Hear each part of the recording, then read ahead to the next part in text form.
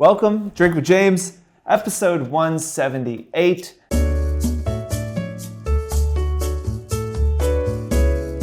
We're doing another concept episode here, another single topic, no questions. I'm going to burn through a bunch of shit on one thing episode. Also means I'm going to truncate the intro a little bit. Just a couple things to mention. One, today we're releasing year in review. Our team's been working on this for a long time. We don't make any money on it, so we're just passionate about it and we like doing it. Check your email. Your year in review should be in there. Not only the stories, but a link to the actual page. You can see what your most engaged photos are, your best sponsored posts that you did, how much you grew, what the best time of day for you to post, what your color palette was, how many countries you went to.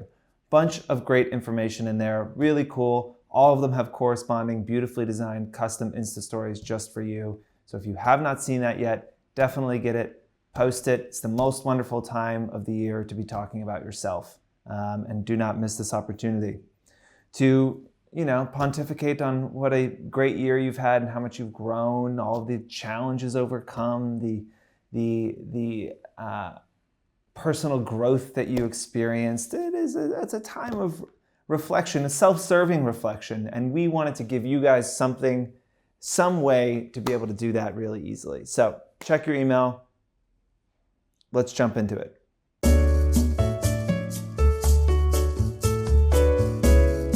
So we did it for you a few weeks ago about shifting your mindset about money. Basically, how do we make it so that you feel like money is a renewable resource, something that you can always go out and get if you want it? How do you build your brand relationships and make sure they keep coming back to you? How do you better negotiate? How do you continue to be able to raise your rates? All these things. All of them kind of stem from a few core principles that we went through and that I'm going to take you through really quickly right now. First, let's talk about that sales process. We talked about this many videos again, but I'm going to talk about it again here.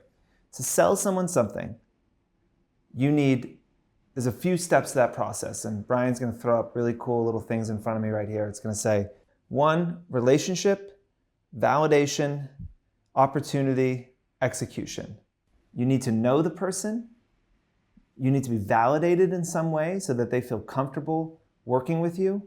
There needs to be an opportunity to work together, and then you need to execute on that opportunity really effectively. That is the kind of core blueprint for any sale that there is.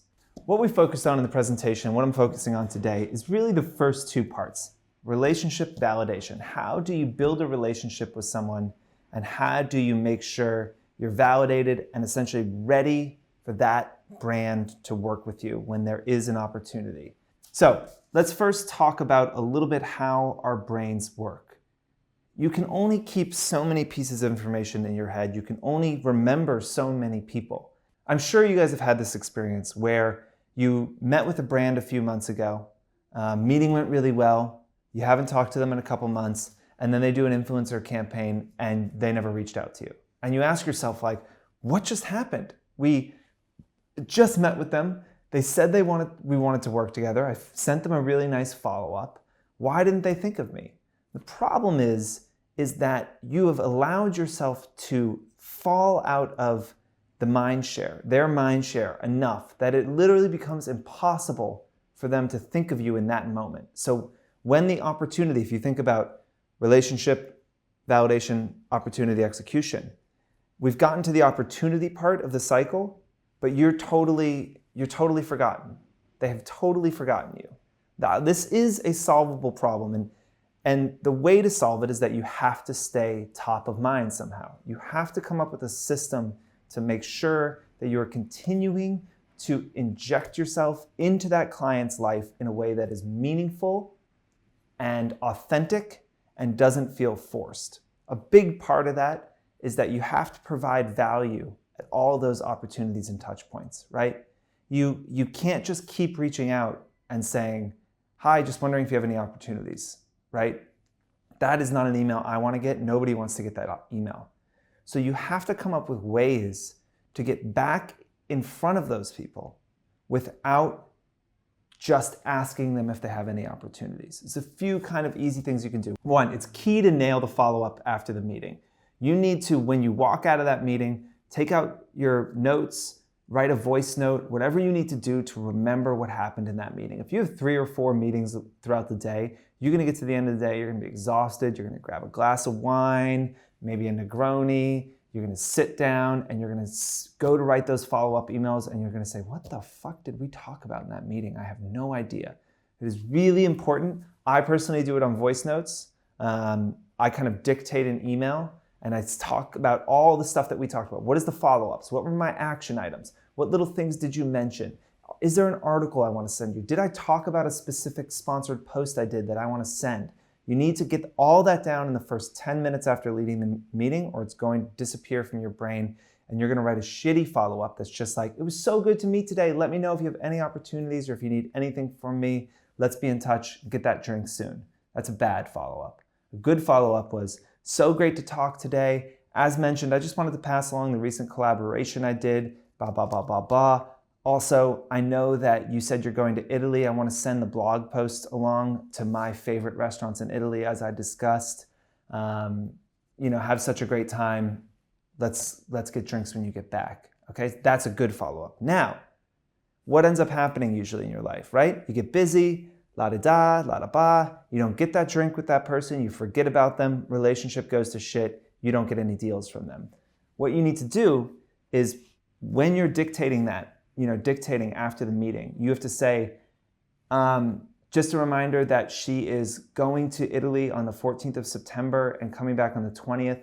Let's make a note to, on the 21st, send an email asking how the trip went and following up for that drink. Now the 21st of September comes, you get to email, you go to their Instagram, grab a couple posts that look amazing, put them in the email, say, oh my God, your trip looked amazing. I'm so jealous, incredible. Let's get that drink now that you're back. Negroni's on me. Negroni's is the whole theme here, people. Now that's 2 great emails you've just written, right? And you've established, you haven't asked me for anything as the brand person. You're just invested in my life. You listened in the meeting, you sent a really professional follow-up, and then you followed up with something about me. That's great. Okay, now let's say you're not in the same city, you can't get that drink. Well, how do you follow up again in 2 weeks?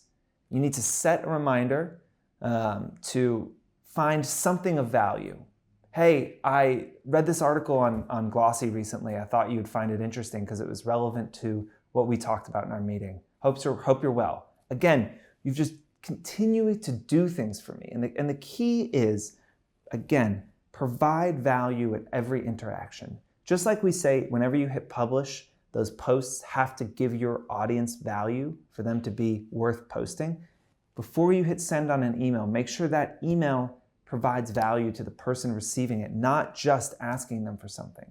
Because if they can't give that thing to you, the only way for them to respond is to disappoint you, which is a shitty feeling. And so you end up not responding, right? You end up ignoring it. And then you follow up again about something else. Now you feel bad because shit, I ignored the last email, right? You get into this trap. You're not creating a relationship with the person. You're just asking them for shit. And they're either giving it to you or not. So provide value at every interaction. We'll throw up a few graphs here. One showing that curve that generally happens from an interaction till when you fall out of mind share. And the more wavy graph that can show you how you stay top of mind to make sure that when an opportunity comes, you are in the person's mind and they're thinking about you. They haven't already forgotten about you. If you're a visual person, hopefully that will help you reference it. Continuing to talk about email, because I think that getting good at email is the single best thing that you can do for your career. In general, if you can commit to responding to your emails in 24 hours from brands, you're ahead of 95% of the influencer community. Just make the commitment, say, I'm going to get this done. If you can't get it done, you have to find people to help you, find assistance, whatever it might be. I don't think outsourcing that to an agent is a necessarily good idea. I think that if you have enough business to have an agent, I'd consider hiring someone part-time. It's a lot cheaper than giving 20% of your earnings away for someone to answer your email. That is a whole different episode. And don't write me and say, oh, my agent does a lot more than answer emails. I know, I'm not disparaging agents. I'm just saying if your biggest problem is you can't get through your email, I don't think an agent or manager is the right solution for that. You come up with systems and processes. 24 hours. Unless you are in a collaboration, unless you're contracted and working with a brand, you have to respond by end of day. You have to. You have to respond by same business day. When you're starting out on that collaboration, right? When you're getting the contracting going, there's two things influencers don't do enough of, but they should. One is called back briefing. Okay, back briefing is where I take everything that you've said to me and I say it back to you and get you to confirm that's correct. This gets everyone aligned that we know what's happening. Hey, thank you so much for this opportunity. So excited. Just so I understand correctly, this is exactly what I'm supposed to be doing. These are the goals. This is, everything that's going to be happening, and get them to say yes. Okay, that level sets that everyone understands what's happening. Client feels really taken care of. You totally know what's happening. And if there's something wrong in your back brief, they will fix it, and you save yourself a lot of headaches with reshoots and angry clients and things like that. The other is, if they have not given you a timeline of when stuff is due for, when they're going to send you product, when you're going to shoot, when you're going to get that to review, when you're posting. If they haven't given you that timeline, you need to communicate it, come up with that timeline. Make sure that it's aligned with them, okay? If they have a timeline and there are things that you can't execute on, if you have a vacation or something, communicate those immediately. That brings me to a bigger point, which is that bad news has to travel faster than good news, right? Everyone is always really excited to tell someone a piece of good news, right? Nobody's excited to tell people bad news. We've already talked about how important it is to deliver bad news quickly. That was a few episodes ago. If you haven't seen that, definitely check that out. But back brief your client and also try and consolidate your questions into a single email. Don't send 3 or 4 emails. Really sit down with the brief. If you have any questions while you're building that back brief, put them in that same email. You got to understand that if you're in a campaign with 30 people, you're one of 30 email chains that they're dealing with. So if it takes you 3 or 4 emails to ask all your questions, it's just a big time suck for the person on the client side and a big frustration, and make you less likely to work with them in the future. Now, you've done your post, you've stayed on top of things, you've communicated effectively, you back briefed, you got your stuff reviewed and approved, you posted it, people loved it. Collaboration's over, okay? You submitted your invoice, you're waiting to get paid.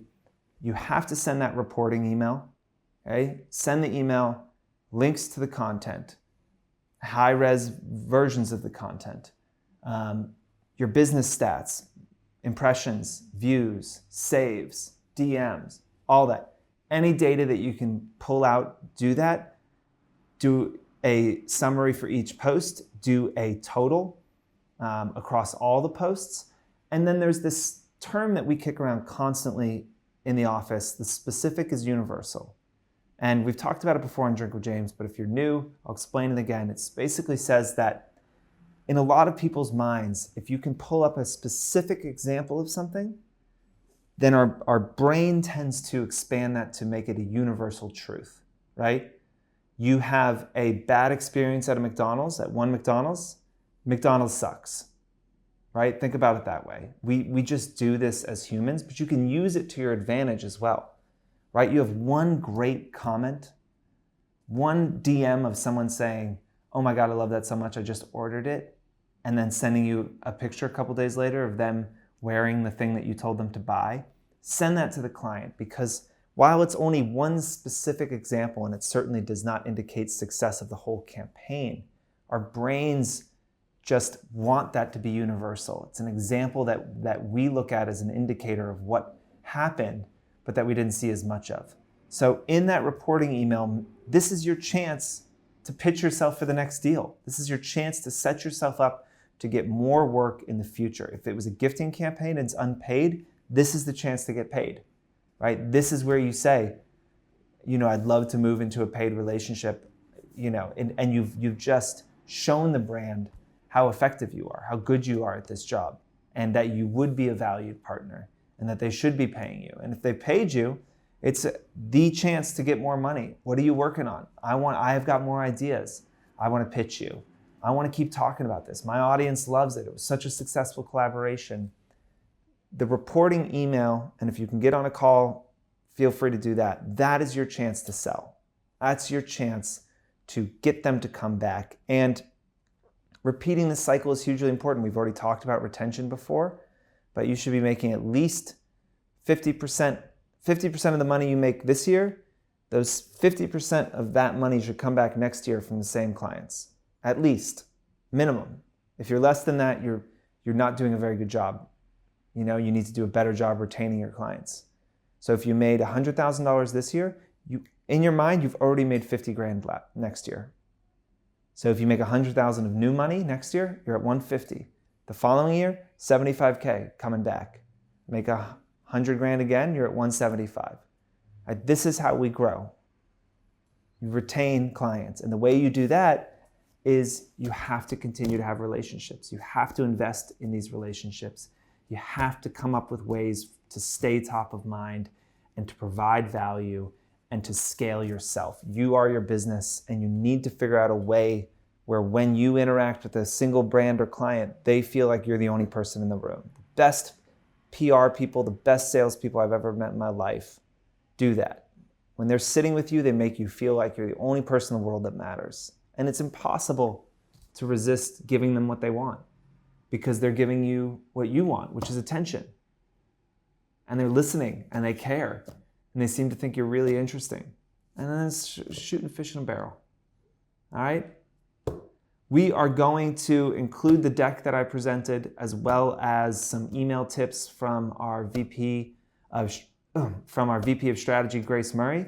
You can download both of those in some link that Brian is putting somewhere, and I think it'll also be in the show notes or something if you're listening on a podcast and you didn't see the graphs. You can download all that stuff.